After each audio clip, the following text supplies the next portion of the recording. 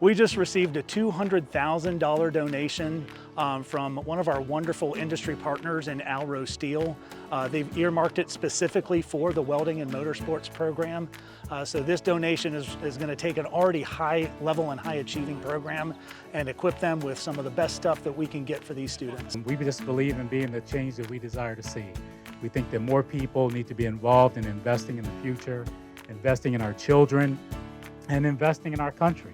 Behind me is the site of the Welding and Motorsports program that's going to be in our new RCCTC building.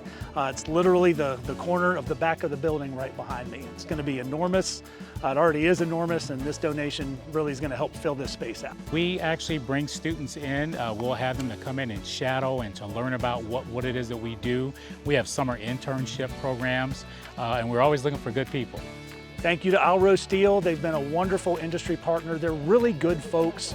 They've done more than just this donation. They've supported us in other areas. They're always welcoming to our students whenever we take a field trip or we go down to Charlotte and tour the race companies and the Charlotte Motor Speedway. They're just wonderful folks, and we really do appreciate them being a part of this. Thanks, Alro Steel.